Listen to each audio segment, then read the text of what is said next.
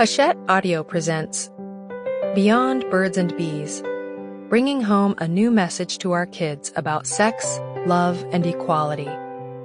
Written and read by Bonnie J. Ruff.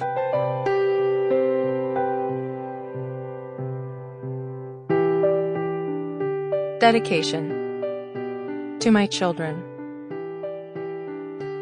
From Belle S. Mooney, M.D., How Shall I Tell My Child? 1944.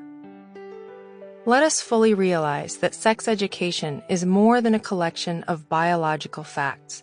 It is a preparation for fine living. Boys and girls, and young men and young women who have grown up with adequate knowledge of sex and its various implications are able to discuss it with self-assurance and sobriety and the saving grace of common sense. And through the extension of this same common sense, they may achieve for themselves, for their children, and for their fellow men, the good life, for all. Introduction. I was never likely to write a book about sex. I grew up Catholic in a middle-class American suburb where I babysat often, wrote long, frilly nature poems, and always waited 30 minutes after eating before jumping into the pool.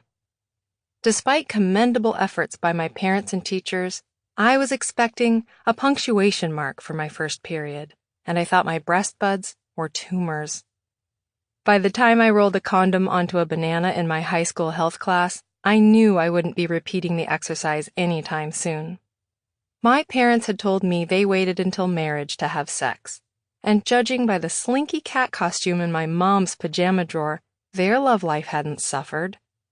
My inexperience didn't stop me from having boyfriends in high school, but my one earnest attempt at fellatio sent my beau into convulsions of laughter rather than throes of ecstasy. I'd been thinking corn on the cob, not popsicle. Certainly nobody on the yearbook committee nominated me Dr. Ruth's protégé. Maybe more like her cat sitter. And that made me perfectly happy.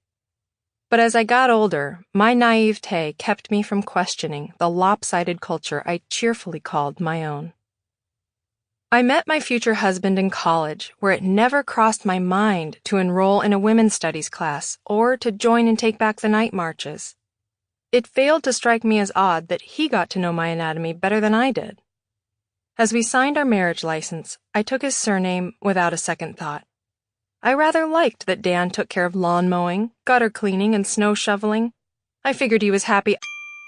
Sample complete. Ready to continue?